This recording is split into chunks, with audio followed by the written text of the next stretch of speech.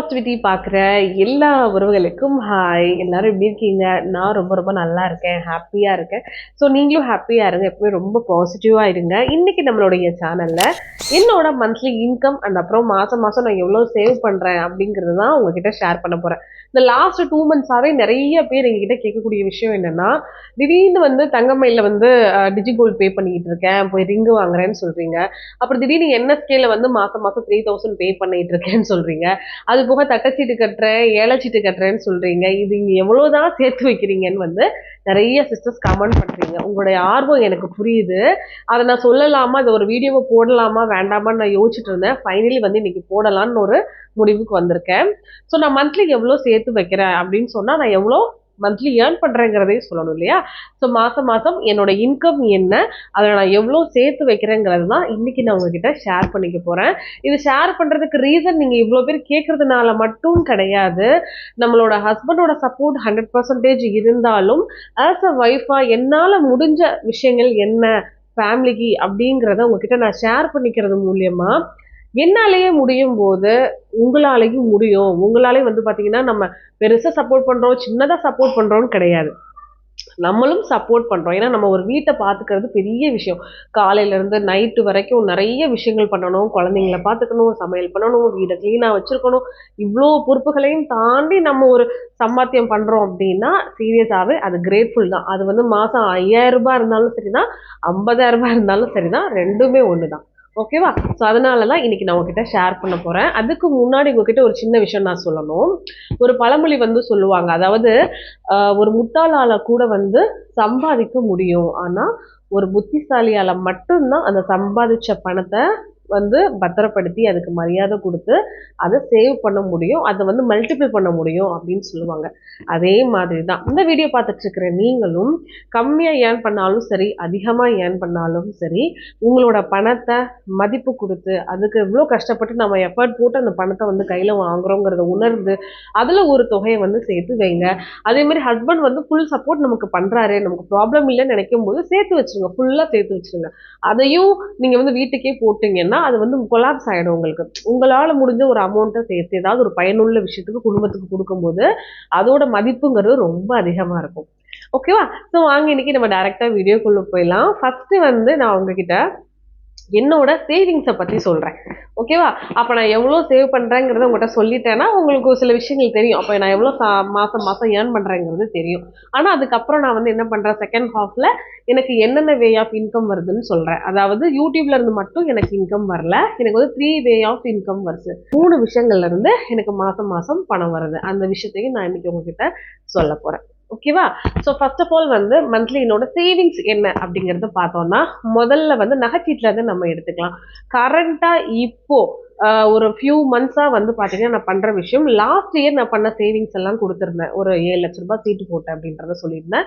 மோர் தென் 30,000 மாசம் மாசம் நான் ஏர்ன் பண்ணேங்கிறத போன இயர் உங்களுக்கு அப்டேட் பண்ணேன். கரெக்டா? ஸோ இந்த வருஷம் வந்து பாத்தீங்கன்னா சீட்டெல்லாம் கட்டி முடிச்சுட்டு புதுசா நான் ஸ்டார்ட் பண்ணிருக்க விஷயத்த தான் உங்ககிட்ட ஷேர் பண்ண போறேன். ஸோ ஃபர்ஸ்ட் வந்து பாத்தீங்கன்னா என்எஸ்கேல நகைச்சீட்டு போட்டிருக்கேன். இது வந்து 11 months சீட். இது மந்த்லி வந்து 3000 பே பண்ணும். சைட்ல இங்க நான் வந்து கொடுக்குறேன் என்னென்னலாம் சேவ் பண்ணிருக்கேன்னு. லாஸ்டா டோட்டலும் கீழே ஆட் பண்றேன். ஸோ மாசம் மாசம் 3000 ரூபாய் நான் என்எஸ்கே கோல்டு ஜுவல்லரியில பே பண்ணிட்டு இருக்கேன். ரெண்டாவது நான் சேர்த்து வச்ச சேவிங்ஸ் என்னன்னா, ஃபண்டு சீட்டு அப்படின்னு சொல்லுவோம் இல்லையா? தீபாவளி டைம்ல வந்து பாத்தீங்கன்னா நமக்கு பலசரக்கு, அரிசி, பருப்பு, இந்த கிஃப்ட் பாக்ஸ் முதல்ல கொண்டு, கிராக்கர் பாக்ஸ், ஸ்வீட்ல இருந்து நெய்யில இருந்து எல்லாமே நமக்கு வரும் பாத்தீங்களா? வீட்டு சமையலுக்கு தேவையான பொருள். ஸோ அதுக்கெல்லாம் வந்து மாசம் மாசம் ஒரு சீட்டு போட்டால் 700 ரூபாய் கட்டணும். நான் 3 சீட்டு ஃபண்டு போட்டிருக்கேன். அப்போ 2100 ரூபாய் மாசம் மாசம் நான் வந்து இந்த தீபாவளி சீட்டுன்னு சொல்லுவாங்கல்ல, ஃபண்டு சீட்டு, அதுல நான் கட்டிக்கிட்டு இருக்கேன். ஸோ அது வந்து 2100 ரூபாய்.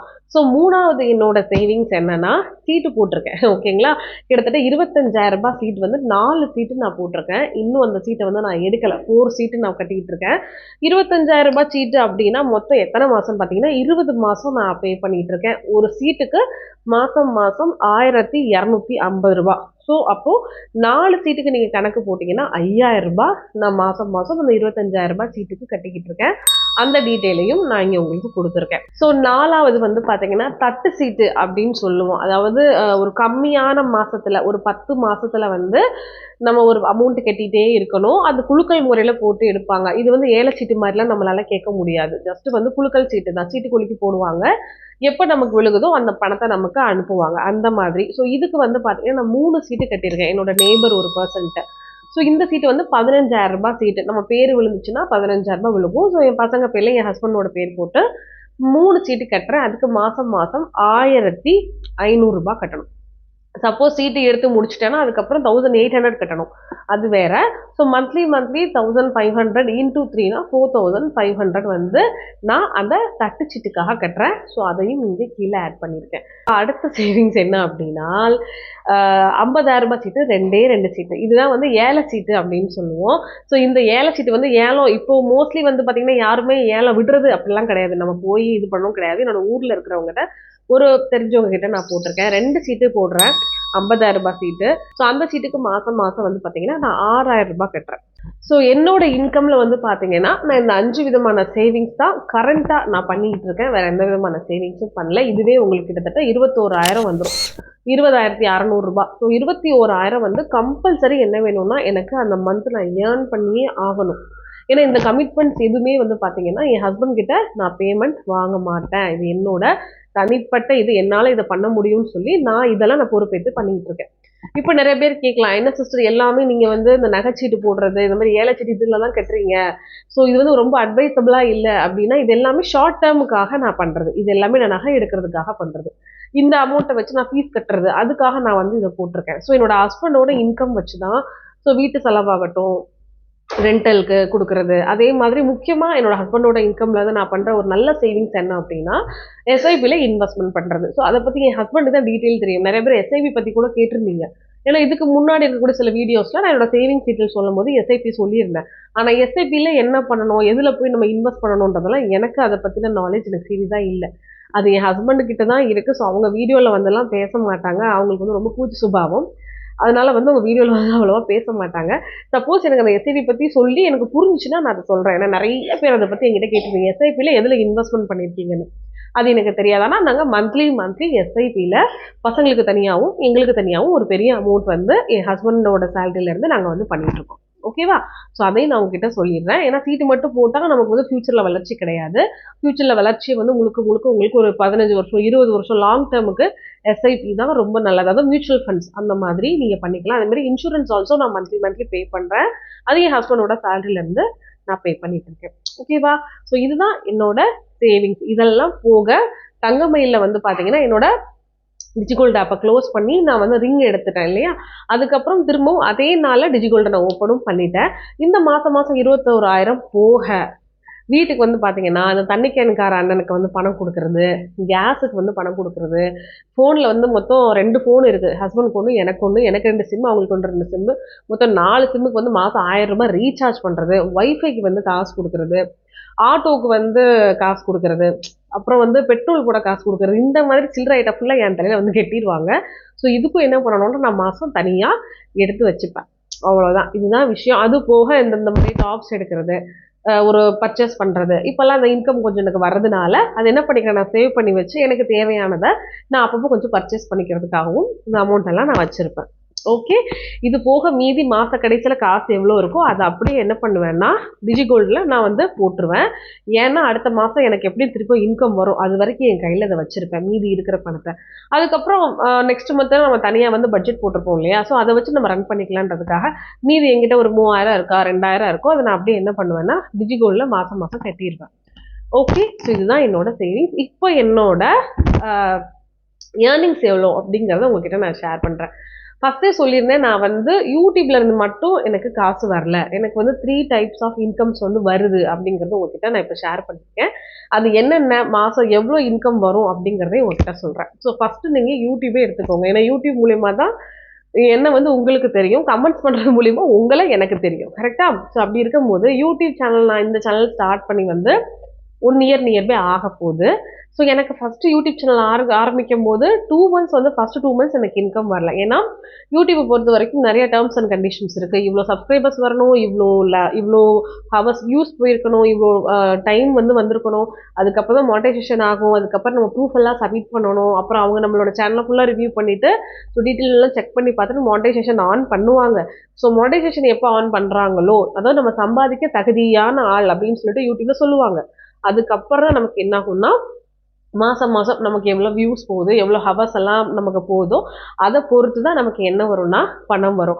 நிறைய சப்ஸ்கிரைபர்ஸ் இருந்தால் நிறைய பணம் வரும்னா கிடையாது. நிறைய வியூஸ் போகுது, நிறைய பேர் நிறைய மணி நேரம் பார்க்குறாங்கன்னா தான் நமக்கு மாதம் மாதம் ஒரு பணம் வரும்.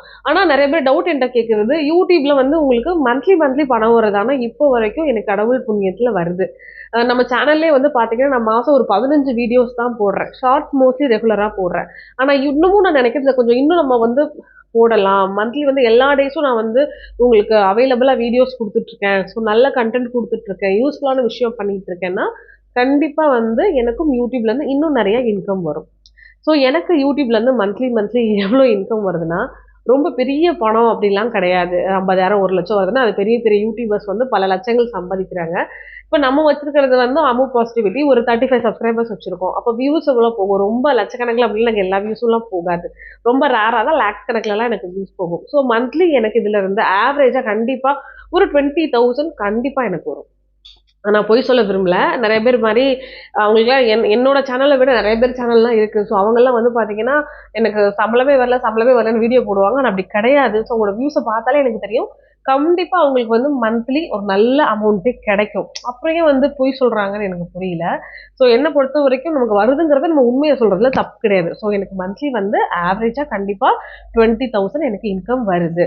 ஓகேவா? ஸோ இதில் வந்து சப்போஸ் நான் நல்ல வீடியோஸ் போடுறேன், இல்லை சில வீடியோஸ் வந்து எனக்கு லேக்ஸ் கணக்கில் போகுது, ஸோ நல்ல வியூஸ் எனக்கு அதிகமாக அந்த மந்த் சப்போஸ் வருதுனால் அதை தாண்டி ஒரு 22, 23, 25 வரைக்கும் கூட எனக்கு வந்திருக்கு. ஓகே, சப்போஸ் நான் ஒரு மாதம் ஃபுல்லாக வீடியோ போடவே இல்லை அப்படின்னா இதுக்கு முன்னாடி நான் போட்ட வீடியோஸ்ல தான் வியூஸ் போச்சுன்னா எனக்கு வரும். ஒரு மந்த்ல நான் கிட்டத்தட்ட ஒரு 20 to 25 டேஸ் நான் வீடியோ போடலை, சடனாக நான் எதுவுமே போடலை, அந்த மந்த் எனக்கு வந்ததே ஜஸ்ட் ஒரு 8,000 9,000 எனக்கு வந்துச்சு அந்த ஒரு மந்த்து மட்டும். அதுக்கப்புறம் திருப்பி நான் வந்து என்னோட ஒர்க்கை நான் ரொட்டீனாக பார்த்துட்டே இருந்ததுனால எனக்கு அப்படியே கொஞ்சம் ஹை ஆகி வந்துருச்சு. ஓகே, ஸோ செகண்ட் என்னோட இன்கம் என்னன்னா உங்களுக்கே தெரியும், ஜுவல்லரி பிஸ்னஸ் பண்ணுறேன், சாரீ பிஸ்னஸ் பண்ணுறேன், இதுலேருந்து எனக்கு இன்கம் வந்துட்டு இருந்துச்சு. இப்போ லாஸ்ட் 4 months நான் சாரீ பிஸ்னஸே ஸ்டாப் பண்ணிட்டேன். ஏன்னா எனக்கு அதில் கான்சென்ட்ரேட் பண்ண முடியல.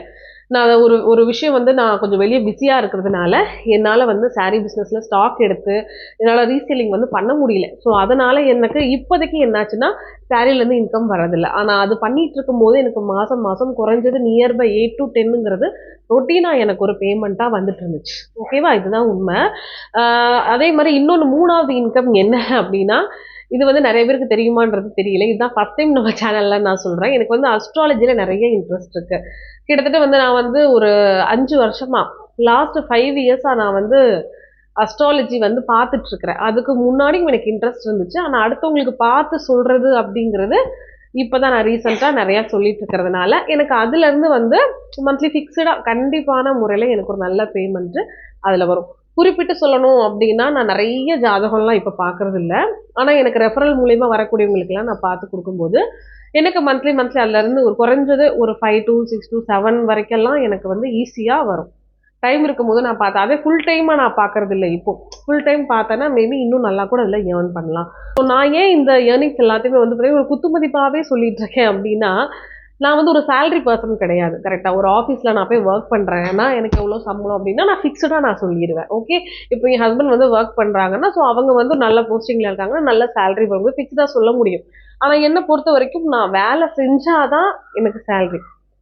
மாதத்தில் 30 நாளும் நான் கரெக்டாக சேல்ஸ் பண்ணணும், 30 நாளும் நான் கரெக்டாக வீடியோ போடணும், அது நல்ல கண்டென்ட் இருந்தால் போடணும். நான் வந்து ஏனாதானு எந்த கண்டென்ட்டும் போடுறது இல்லை.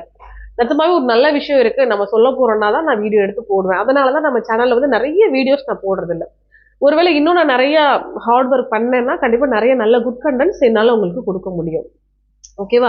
ஸோ நான் ரெகுலராக வந்து பண்ணேன்னா எனக்கு வரும். சம்டைம்ஸ் நான் பண்ணவே இல்லை, எனக்கு உடம்பு சரியில்லை, இல்லை பசங்களை ஏதோ பார்த்துக்கணுன்னா அந்த டைம் எனக்கு கம்மியாக வரும்.